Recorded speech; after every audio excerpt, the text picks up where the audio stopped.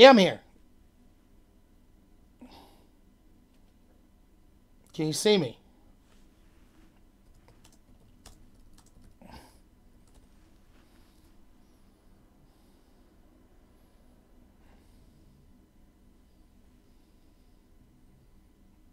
Okay. It's got a perfect. Does it look a little like fuzzy? To me, on my screen, it looks fuzzy.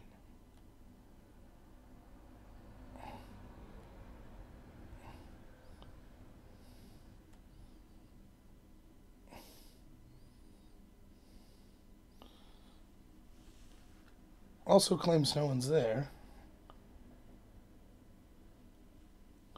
What's up?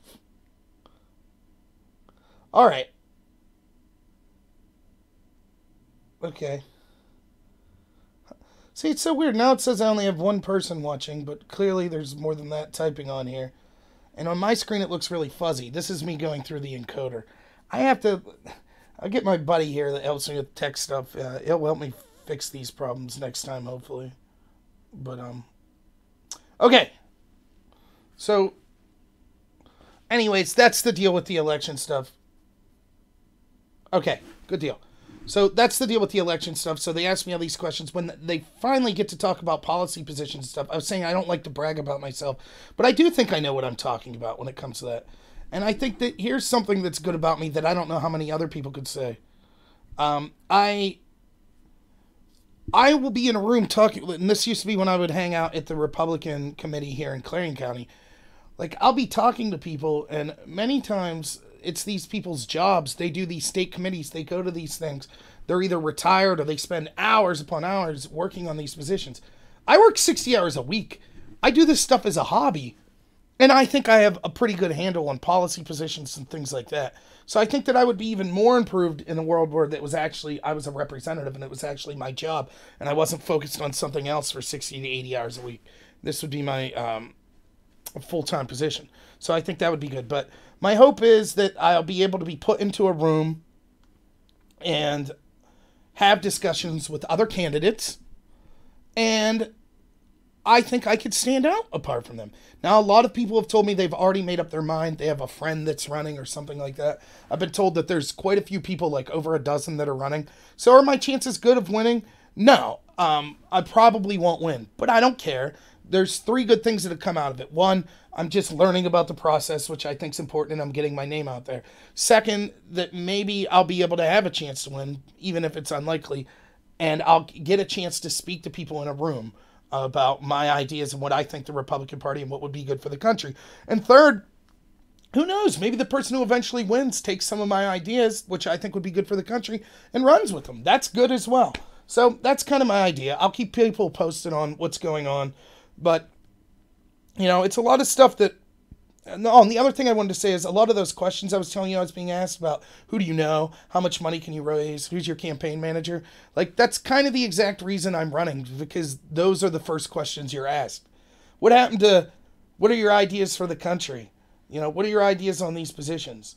That sometimes seems to get overshadowed by who do you know? How much money do you have? And I think that's a really bad thing. So, now, speaking of running for office... We're starting to see the field of the 2020 Democrats come out. And it's characters you would have expected. Though there's some faces I didn't really know. It's going to look like the Republican field looked last time, where you're going to have like 18 people. You got the people you'd expect. You got the Elizabeth Warrens, the Kamala Harris, the Cory Bookers, that type of crowd. Who knows if Hillary will run? I would say she probably won't. But there'll probably be a couple more surprises. I think that these people are more extreme. The Democratic Party is getting more extreme and more close to socialism and things like that on a lot of issues. But I also think that you will not see anyone who will really change the big issues that I focus on all the time, such as stopping foreign intervention wars. Stopping like things like the bank bailouts and Federal Reserve policy and things like that. Bernie, by the way, is running. Jill Stein is not going to run, but someone from the Green Party will run. So Tulsi Gabbard's running. I actually like Tulsi Gabbard. She seems to be more moderate as a left person. Yeah, I'll get to the Schultz guy from Starbucks. But Tulsi Gabbard's someone who I would consider more moderate on a lot of these issues. She doesn't seem to be as big of a socialist, things like that. She happens to be someone who questions a lot of these foreign interventions, such as in Syria. In fact, she met with Assad. She's one of the only Democrats I saw come out and was like, "What are we doing over here? Why are we helping basically Al-Qaeda and al-Nusra fight Assad?" Which is a reasonable question.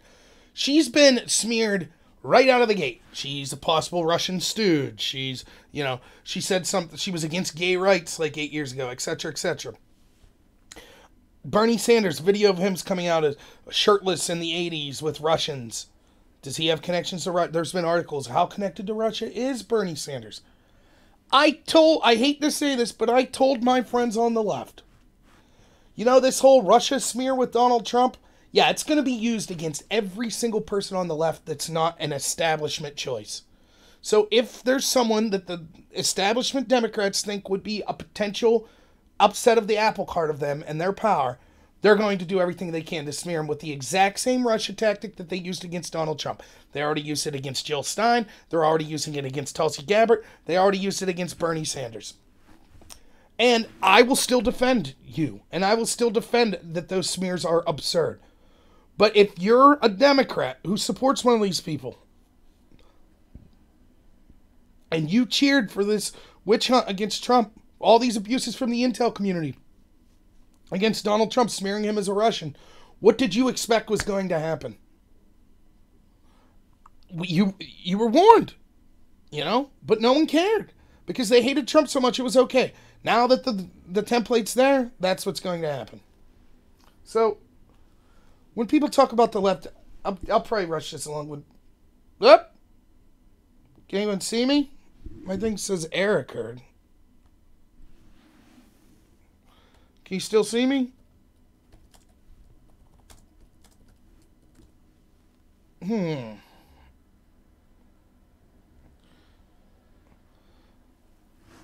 Well, I'm just going to hope that, okay, I don't know why my screen died down, but, anyways, we'll keep going.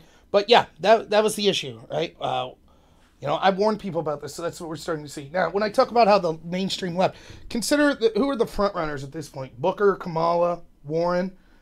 They're all big socialists. They're all talking about huge tax brackets. They're all talking about the Green New Deal and things like that. Go back and watch my video on the Green New Deal. I mean, you're literally talking about no fossil fuels in 12 years. This is pie in the sky stuff. They're offering giving free education, free healthcare to everyone. It's like, those seem like noble goals, and I understand trying to achieve them, but at the same time, they're like, oh, and we basically should have open borders. You can't, how can you pay for the world's, all of these issues? It's just insanity. And so, I really think that it's something that they need to consider, or that we need to consider how far left the party's going. And as always, they'll need to go extremely far left to win the primary, and then to win the general election when it's against a Republican, are going to need to try to come back to the center. And it's going to be very difficult. So yeah, we have the Green New Deal. By the way, something to say about this Green New Deal. I just read an article today that's like, did you know that even though the United States didn't sign the Paris Climate Accord, we've actually would have been meeting our goals that were set out in that accord as far as reducing emissions. Like, we're doing that. However, China, who did sign the accord, is not meeting their goals. And they're by far the world's biggest polluter. So no matter what we do to change here, if China doesn't change, there's not going to be any solvency of these issues of climate change and things like that. Bernie came out. One of the things Bernie said is he released a tweet that said basically, for every dollar that a white man makes, a black man makes 84 cents, a woman makes 76 cents. Look, this gender wage gap has been debunked. It's garbage. But let's say that's true. He even cites Asian women only make 84 cents. You know what group he leaves out is Asian men. And do you know why? Because Asian men disprove the entire identity politics scheme of the left. Because their argument is the system was set up by white men to be a patriarchy for white men so that they have an unfair advantage and other groups that come in racially and gender-wise are never able to compete with them. The problem is in almost every available statistic that's always cited as to why white men have set the system up to privilege them, Asian men do better than. Such as more likely to graduate high school, more likely proportionally to have degrees from Ivy League schools or the rest of universities, more likely to make more money at the same job, more likely to get promoted faster, less likely to be incarcerated, less likely to get lengthy sentence times if incarcerated, etc. More likely to grow up in a two-parent household. Now, wait a minute. If these racist white people have set up the system to just benefit them, right? Yeah, you're exactly right about Harvard. If this system's set up by racist white people to screw over other races, they're doing a really bad job with Asians, right? And other groups as well, such as Ashkenazi Jews. And Asians not just, by the way, it's not just like people, like everyone thinks like Asian, like are you talking just people from Japan or China? No, it's also like other places like India. People from India are doing really well in this country. So it's hardly the story that's being sold. Why did Bernie leave out those groups? It's almost like he's trying to just push a specific narrative and he's leaving out evidence that doesn't support that narrative. That seems pretty shady to me. And as always, you have the Elizabeth Warrens and the Kamala Harris and the Bernie Sanders, etc. of the world telling us about how the rich are horrible, terrible, evil people. Yet they're rich by the standards of me and everyone watching this video, probably. It's always these people. This is how you can tell how full of it they are. It's never they're the problem. It's always the people that make a little more than them. So it's cool for Bernie to have 3 houses, a lake house, hundreds of thousands of dollars, millions of dollars in book deals or whatever. That's all cool. No problem. It's those people that make slightly more than him he's worried about. Same with Elizabeth Warren. Same with Kamala Harris. It's ridiculous. That doesn't make you a moral person. It's just ridiculous. So then it's worth talking about Howard Schultz. Now, Howard Schultz is the CEO of Starbucks, or was. He decides he's going to run, but he says he doesn't like a lot of the... Like, basically, the Democrats have now become the party of hating the rich. I am not the party of hating the rich. And I had this argument during Occupy Wall Street with a bunch of people. There's this idea, if you're wealthy, you must be a criminal. You must have gotten your money by ill gains. And therefore, you're a scumbag, or you wouldn't have developed that much money. What people don't understand it, like, people can't make up their mind. On one hand, they'll be like, look at this rich person, he's disgusting.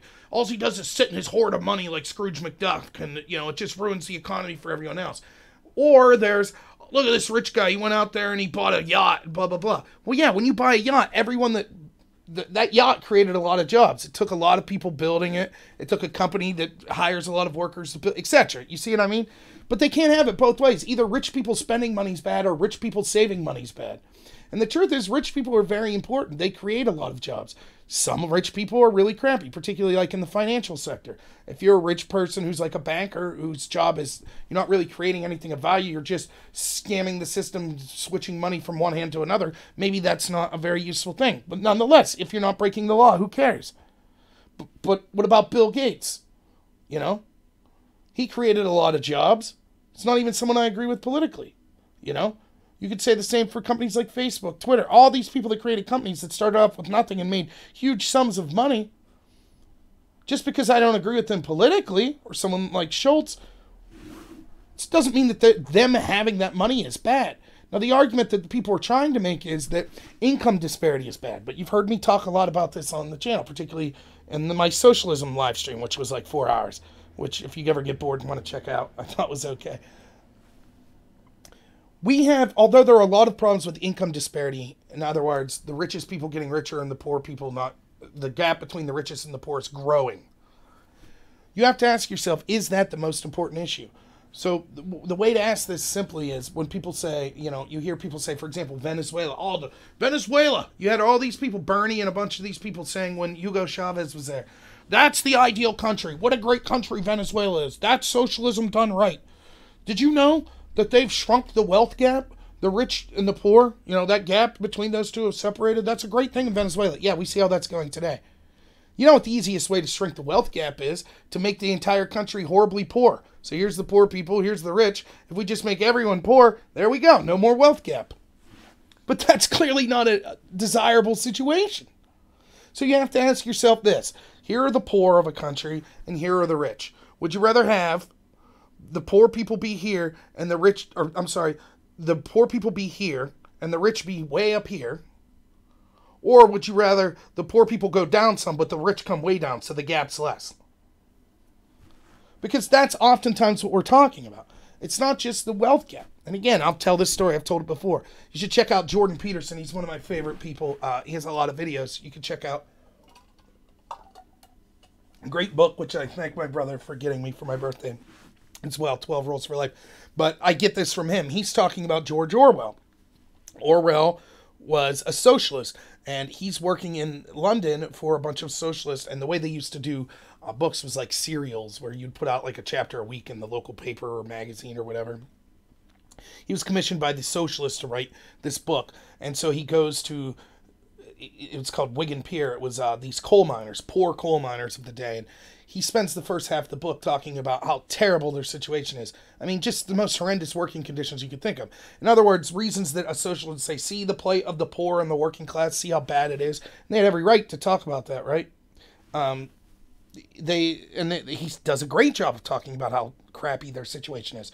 But to the socialist dismay, or the communist dismay, the second half of his book was all about how all of these despite that and the suffering of the poor, he started to believe that the socialists cared less about the poor and more about hating the rich.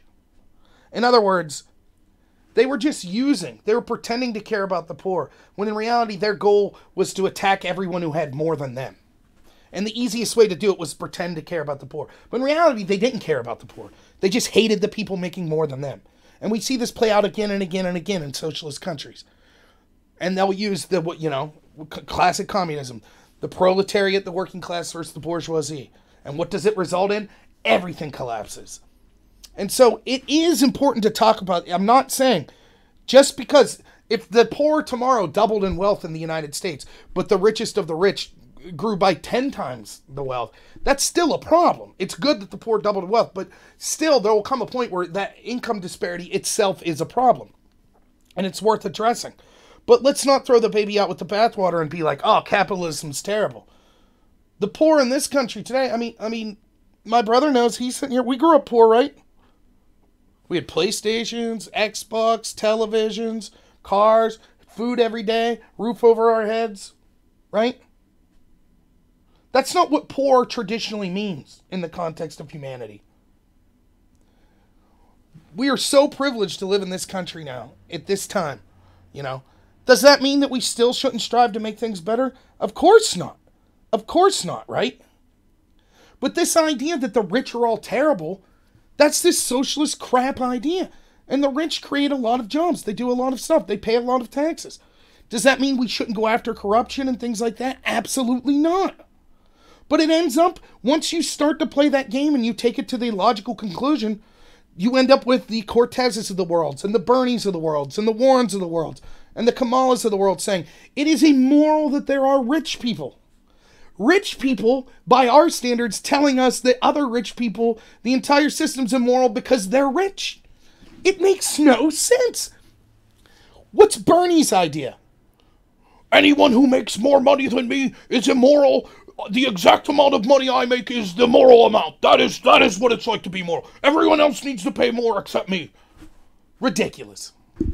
And so now we have Howard Schultz who runs. Howard Schultz, that by any degree is a classic Democrat, like before the extremism. He doesn't want to run as a Democrat, though, because he thinks that this new idea of vilifying capitalism and people that have worked from the bottom up to make something of themselves, and that the system's terrible because now they're rich and rich is bad, he thinks that's a bad idea. So he wants to run as more of a centrist. But even as a centrist, he's closer to the Democrats than the Republicans on most issues. Nonetheless, who's attacking him? The Democrats. For two reasons. One, they don't want him to run as an independent. Because if he does, they think that'll hurt the Democrats' chance. But this is the entire idea that screwed our system up in the first place. Because we can never have people with different ideas. Ross Perot's still blamed for costing George Bush the election to Bill Clinton. I don't care. I would have voted for Perot at the time. He was right. Single issue candidate. National debt's going to kill us. Yep, absolutely right. Perot, every year, Perot looks more and more like he would have been a good choice, doesn't he? But no, instead he's vilified. That's the same way Schultz is getting vilified. And we hear people say, oh, it's because he's a billionaire, he's terrible, blah, blah, blah. Well, let me ask you this. What if Oprah runs? Is she also privileged? Is she also a disgusting billionaire? Oh, no, her story will be different. Now, what's the difference between Oprah and Howard Schultz? Why is Howard Schultz privileged and a scumbag and the example of why capitalism's bad? But Oprah, on this hand, who she's very wealthy. I don't know if she's wealthier than Schultz. Probably comparable. When you have when you're like lower middle class or higher low class like me, billionaires are billionaires, right? Like the difference is hardly important. Why would Oprah in this very similar situation be considered a hero and someone great and that proves that if you work hard? What's the difference? You know the difference. You know exactly what the difference is. Howard Schultz, unfortunately, he's bad. We know it. And why? Because he's a white man. And Oprah is a black woman. And so Oprah is great, and she was oppressed her whole life, and she had to fight despite that oppression to achieve. And because he's a white man, he was given everything, and his billions mean nothing. And he clearly got wealthy because he exploited and oppressed people. That's identity politics. There you go. Being rich is bad unless it's Oprah, and then it's okay. Or, if it's a woman, it's okay. And it's absolute nonsense. So Schultz is attacked. He's getting attacked and screamed at by the left, and he's a terrible person. Remember that.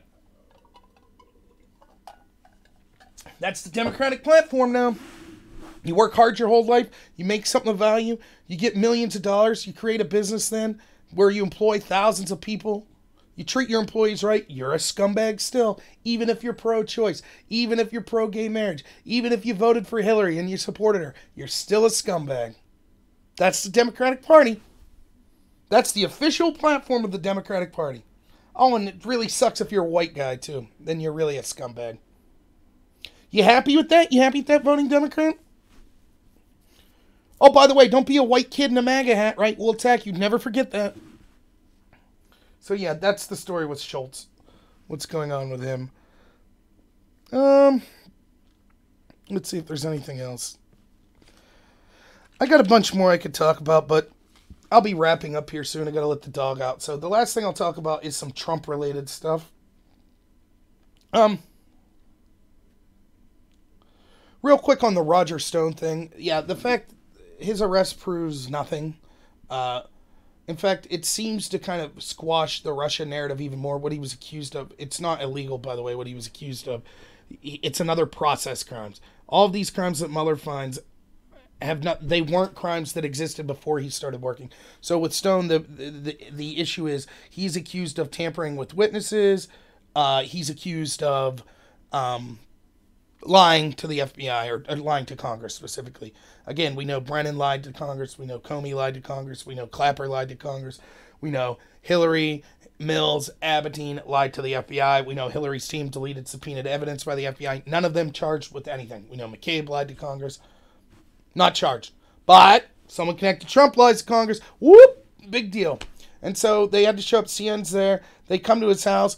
More people showed up armed to arrest Roger Stone, a 60-plus-year-old man with no money that wasn't a flight risk for crimes that normally you would call his lawyer and say, hey, can you have him come surrender today?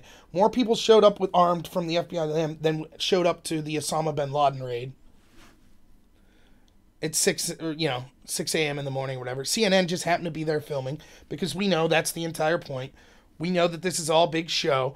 So Mueller could look good to the Democrats, and so Mueller could scare other people and say, this is what will happen to you if you don't cooperate with me and try to take down Donald Trump. We know that's what it's all about. It's garbage. Having said that, if Stone committed a crime, fine, charge him. Okay. I just want to see the law applied evenly on all sides. That's it.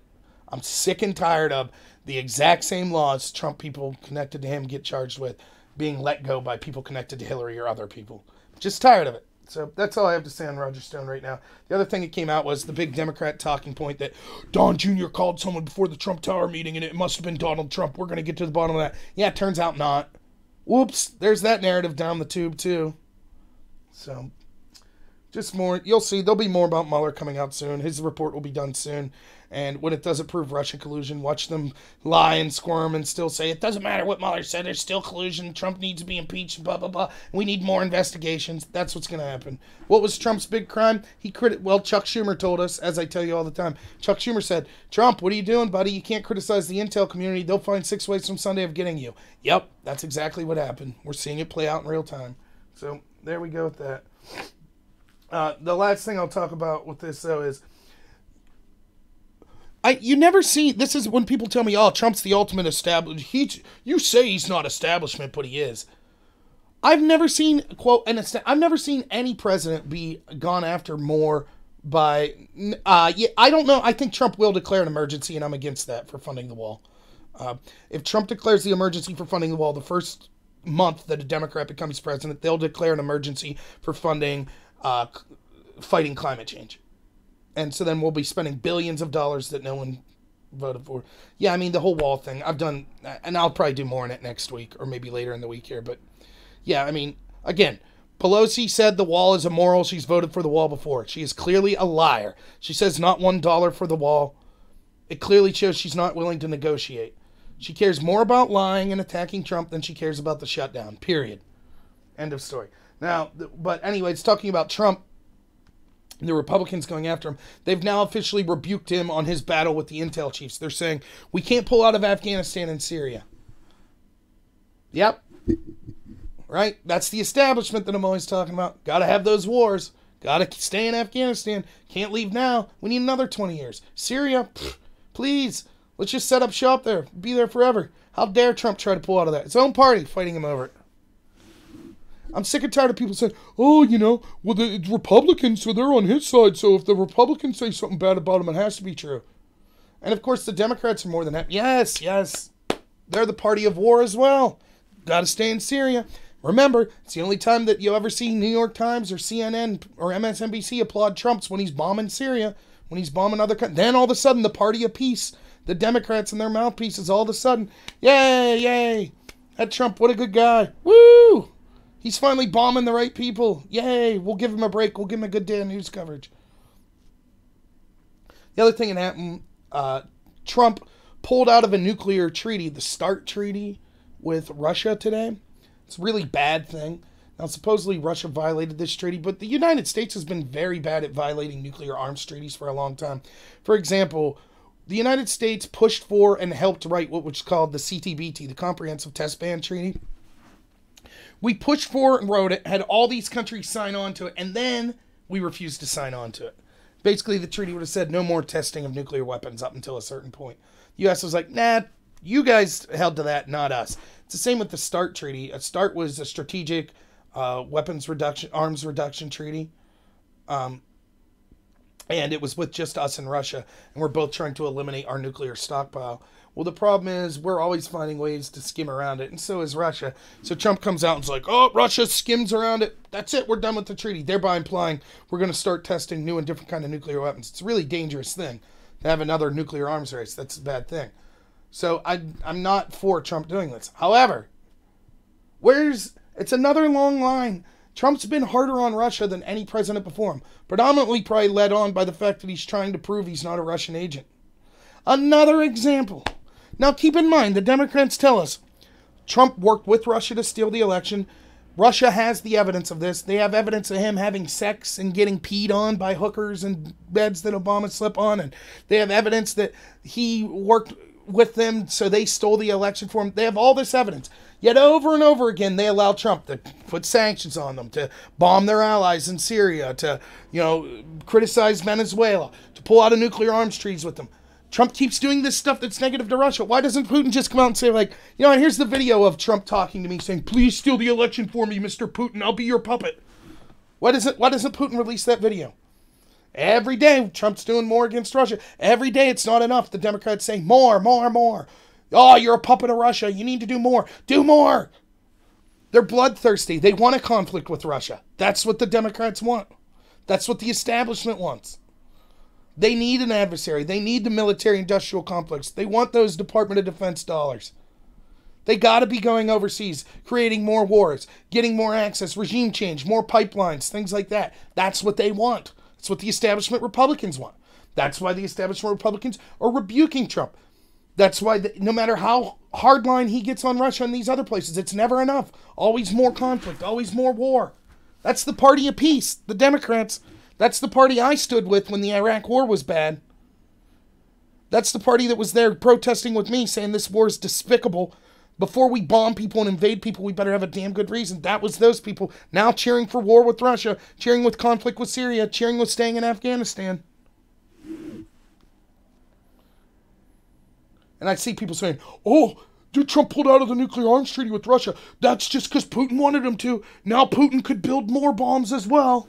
No. Putin didn't want him to. That's how crazy and warped your minds are. You're so conspiratorial that you literally think, oh, that shrewd Putin, he'll have Trump pull out of the START treaty and have the United States start building up nuclear arms. That's exactly what Russia and Putin want. That's how warped your mind becomes when you start to buy into this crazy, keep in mind what we're led to believe. Sometime when Trump was running a reality TV show, Putin tapped Trump to be a Manchurian candidate at some point down the future to win an election that everyone thought he had no chance of winning. But by using $50,000 in Facebook ads and hacking the DNC, Putin's able to swing the election, which he knew about, gets Trump put in place. Then for years, he sets up the idea of, Trump, you keep attacking Russia, keep doing things we don't like, so eventually we can have this big payoff. But then, in the meanwhile, while this is all going on, instead of Trump just collecting, because he's clearly back-channeling with Putin, right? Instead of that, Trump's going on national TV and seriously saying, hey, Russia, we hope you hack the DNC. I mean, that wasn't an obvious joke. That was actually how Trump was communicating with Putin. Because if you're a spy and committing treason for another country, you go on national TV in a press conference to have your exchanges with that country. And not only that, but then Trump had to go through people like Roger Stone through Wikipedia to learn what Putin was saying and what exactly was going on, instead of just talking to Putin himself, which set him up as a puppet. That's a little bit of what you have to believe.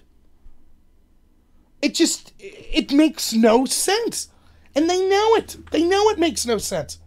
They had to set up a meeting in Trump Tower with Don Jr. based on some celebrity in Russia that knew some other woman that was pretending to be part of the Russian government that met and wanted to talk about adoption rights in the United States instead of Trump just picking up the phone and calling Putin. That's how close Putin and Trump were. They're spies. They've been working together with a decade. Trump's his Manchurian candidate. But instead of using those back channels that they've been using for years, all of a sudden they decided to change and use channels that were easily advertisable to the entire world. Does that sound like a good spy situation to you? That was so effective that we're having never-ending investigations and Trump's literally hamstrung. If Putin really wanted Trump to be there, to be his puppet, why would he do it in such a way that the Democrats would be able to hamstring Trump at every single... The only thing Trump's able to do with the Democrats' blessing is further attack Russia. Other than that, everything's hamstrung. Trump's like, wait a minute. Why are we having these sanctions on Russia? No, how dare you, blah, blah, blah, blah, blah. And the Democrats make him change his mind. Wouldn't Putin have been more careful? See, this is the problem. On one hand, they're saying that Trump's this dumb moron, He's just this orange man. He doesn't know anything. Him and Putin are like these bumbling buffoons. But on the other hand, they're so brilliant and so genius, they were able to work together for a decade, steal the election. It doesn't make sense. So yeah, another bad thing. I don't like Trump pulling out of this treaty. I think it's bad. So, all right. Well, if anyone has anything else, I'll be doing some more videos. But yeah, the big news of the week's these abortion videos. And never forget those Covington kids in the Kavanaugh situation. Identity politics, cultural Marxism. Does that mean everyone on the left? No. Does that mean the average person I'm friends with on the left is doing that stuff? No. But that is what the people in charge of the Democratic Party are now advocating. That type of stuff. So don't vote Democrat. If you are a Democrat, if you hate Republicans, leave them lose so that the party has to change. Start a third party. Do anything. But if you keep voting for this mentality, it's going to get ugly. It's going to get real ugly. Once people are guilty based just on their race or their gender, once you start advocating being able to kill babies after they were born or during labor have abortions. That's some really disgusting, stuff. So, all right, man. If no one has anything else, I'll be heading out. I saw my buddy Drone Tech's doing a live video right now, so if people are bored, you might want to go check that out. He usually does good work. And yeah, I'm going to be out here. I'm going to leave my dog out. She's grumping around here. So thank you again, everyone. Like and subscribe if you haven't. Hit the little bell, the alert button. And if you could recommend me to some other people, that'd be great. I'll probably be putting more videos up maybe tonight and definitely this weekend. And thanks again, everyone. Have a good one. Oh, feel free to email me if you ever want to work with me or give me video ideas. Thanks.